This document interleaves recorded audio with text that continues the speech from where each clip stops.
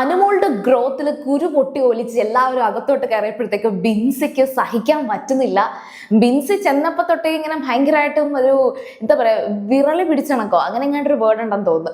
അത്തരത്തിലേക്ക് നടക്കുകയാണ്. അപ്പൊ അപ്പാനി ആദ്യമൊന്നും മിണ്ടാത്തത് കൊണ്ട് തന്നെ അപ്പാനി എടുത്ത് മെല്ലെ മെല്ലെ കൂട്ടുകൂടിയിട്ടാണ് അപ്പാനിയോട് പോയി സംസാരിച്ച് ഈ പറയുന്ന അനുവിന്റെ കാര്യം തന്നെ ഒരു തീർപ്പാക്കണം എന്ന ഒരു അവസ്ഥയിലേക്ക് എത്തുന്നത്.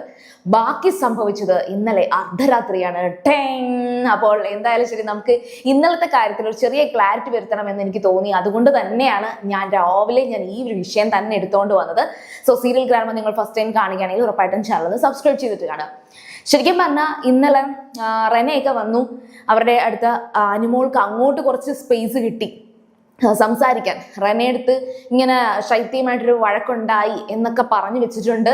അത് കഴിഞ്ഞ് മസ്താനി വന്നപ്പോഴത്തേക്കും മസ്താനിയുടെ കൂടെ എങ്ങനെയെങ്കിലും ഒന്ന് കൂട്ടുകൂടാൻ വേണ്ടിയിട്ടെന്നുള്ള രീതിയിൽ അനുമോൾ നിൽക്കുന്നുണ്ടായിരുന്നു. കാരണം അനുമോൾ എല്ലാവരടുത്തും അങ്ങനെയൊക്കെയാണ് നിൽക്കുന്നത്. അങ്ങനെ മസ്താനി എടുത്ത് മിണ്ടി തുടങ്ങിയപ്പോഴത്തേക്കും ഒന്ന് മനസ്സ് തുറന്ന് സംസാരിക്കാൻ മസ്താനിയെ കിട്ടി. ഇന്നലെ മസ്താനി എടുത്ത് കുറേ കാര്യങ്ങൾ ഷെയർ ചെയ്തിട്ടുണ്ട്. അത് ഞാൻ നെക്സ്റ്റ് വീഡിയോയിൽ ഞാൻ പറയാം.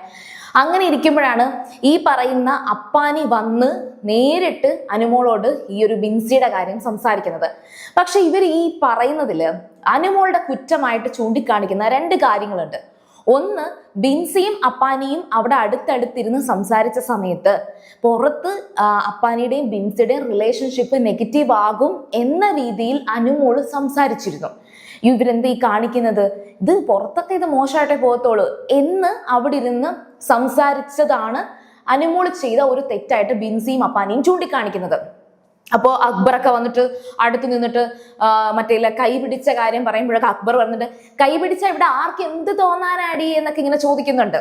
തോന്നും, ഉറപ്പായിട്ടും തോന്നുന്ന ഒരു സമൂഹം നമുക്ക് ചുറ്റുമുണ്ട്. തോന്നും. ആര് പറഞ്ഞു തോന്നില്ലെന്ന്? എനിക്ക് തോന്നത്തില്ല. കാരണം എന്താ വെച്ചാൽ ഇവരൊക്കെ ഈ പറയുന്ന ഈ മീഡിയ ഫീൽഡിലൊക്കെ വരുമ്പോഴത്തേക്കും നമുക്ക് ഇപ്പം സരിക തന്നെ പറയുന്നുണ്ട്, സരിക അങ്ങനെ ആരെയും ഇങ്ങനെ കെട്ടിപ്പിടിക്കുന്ന ഹഗ് കൊടുക്കുന്ന ഒരാളൊന്നുമല്ല. പക്ഷെ ആ ഒരു സന്തോഷത്തിൽ ത്രില്ലിൽ വരുമ്പോൾ നമ്മൾ ഹഗ് ചെയ്ത് പോകും എന്ന് പറയുന്നുണ്ട്. അത്തരത്തിൽ എല്ലാവർക്കും നോർമലി ഉള്ള ഒരു ഷെയ്ക്ക് ഹാൻഡ് പോലുള്ള ഒരു സംഭവം മാത്രമാണ് ഈ ഹഗ്ഗൊക്കെ. കൈപിടിച്ചിരിക്കുന്നതൊന്നും ഒരർത്ഥവും ഇല്ല അതിനകത്ത്. അതിൽ നമ്മളായിട്ടൊരു അർത്ഥം കണ്ടെത്തുകയാണെങ്കിലേ ഉള്ളൂ. പക്ഷെ കാണുന്നവർക്ക് അവരർത്ഥം കണ്ടെത്തിയോ ഇല്ലയോ എന്നുള്ളത് മനസ്സിലാകണമെന്നില്ല.